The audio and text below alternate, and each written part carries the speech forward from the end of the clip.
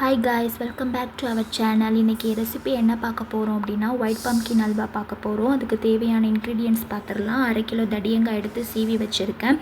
அந்த சீவின தடியங்காவை ஒரு white cotton துணியில் போட்டு அதை நல்லா பிழிஞ்சு அதை ஒரு பவுலில் தனியாக எடுத்து வச்சுருக்கேன்.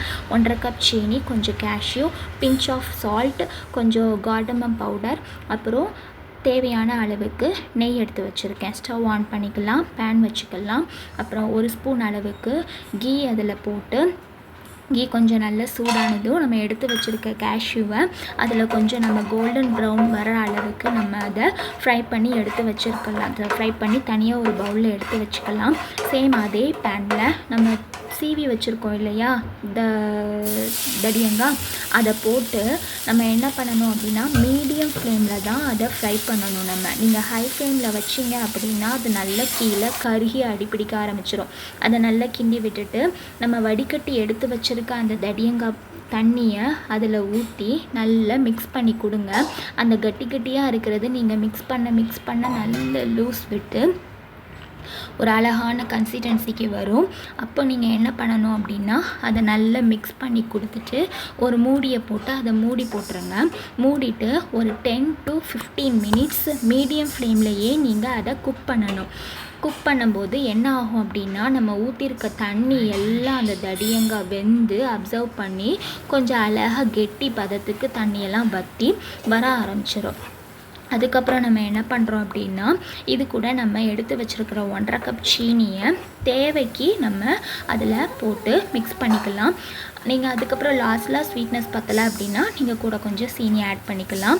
நீங்கள் சீனி ஆட் பண்ணும்போதே அந்த சீனி பாகு மாதிரி அது கரைஞ்சி அழகாக வரும். இது கூட நீங்கள் ஃபுட் கலர் ஆட் பண்ணனாலும் ஆட் பண்ணிக்கலாம், சாஃப்ரானும் ஆட் பண்ணிக்கலாம். நான் ஃபுட் கலர் எப்போவுமே ஆட் பண்ண மாட்டேன், சாஃப்ரான் என்கிட்ட இல்லை, ஸோ நான் அதை அப்படியே தான் பண்ணுறேன். அதை நல்லா நீங்கள் மிக்ஸ் பண்ணி கொடுத்துட்டே இருக்கும்போது நல்லா அது கொதித்து அந்த பபிள்ஸாக வரும். நீங்கள் அந்த வர அளவுக்கு நீங்கள் என்ன பண்ணணும் அப்படின்னா அந்த ஸ்டேஜில் கொஞ்சம் லைட்டாக உப்பு எடுத்து வச்சுருக்கோம் இல்லையா, அந்த உப்பையும் அதில் போட்டு நல்லா மிக்ஸ் பண்ணி கொடுத்துட்டு இதையும் ஒரு லிட்டு போட்டு நீங்கள் மூடி வச்சுட்டு மீடியம் ஃப்ளேம்லையே ஒரு 5 to 10 மினிட்ஸ் நீங்கள் இதை குக் பண்ணணும். குக் பண்ணும்போது அந்த சீனி பாகு அந்த கரைஞ்சிருக்க அந்த வாட்டர் எல்லாம் நல்லா அப்சர்வ் ஆகி நமக்கு ஒரு கெட்டி பதத்துக்கு அது வர ஆரம்பிச்சிடும். இப்போ பாருங்கள், நான் இதை ஓப்பன் பண்ணி காட்டுறேன். ஓப்பன் பண்ணி நம்ம கிண்டி கொடுக்கும்போது அடியிலேருந்து எடுக்கும்போது ஒரு மாதிரி ஒயிட் கலரில் வரும். இதுதான் கரெக்டான கன்சிஸ்டன்சி. இந்த ஸ்டேஜில் நம்ம கார்டமம் பவுடர் ஆட் பண்ணி கொஞ்சம் லைட்டாக மிக்ஸ் பண்ணி கொடுத்துடலாம். மிக்ஸ் பண்ணி கொடுத்துட்டு அதுக்கப்புறம் நம்ம என்ன ஆட் பண்ணுறோம் அப்படின்னா கொஞ்சமாக கீ போட்டு அதையும் நல்லா மிக்ஸ் பண்ணி கொடுத்துடலாம்.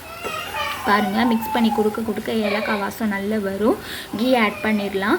கீ ஆட் பண்ணும்போது அந்த நெய் அந்த அல்வாவோடு சேர்ந்து கரெக்டான பதத்துக்கு வரும். அந்த ஸ்டேஜில் நம்ம ஃப்ரை பண்ணி வச்சுருக்க கேஷ்யூவை அதில் போட்டு நீங்கள் மிக்ஸ் பண்ணி கொடுத்துட்டே இருக்கும்போது அந்த ஹல்வா பேனில் ஒட்டாமல் வரணும். அதுதான் கரெக்டான கன்சிஸ்டன்சி. நார்மலாகவே நம்ம அல்வா கிண்டும்போது அது வந்துடும், நெய் விட்டு இது பண்ணும்போது வந்துடும்.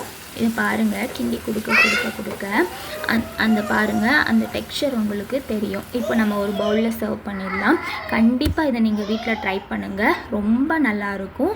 பிடிச்சிருந்தால் லைக் பண்ணுங்கள், ஷேர் பண்ணுங்கள், சப்ஸ்கிரைப் பண்ணுங்கள். பாய், தேங்க்யூ.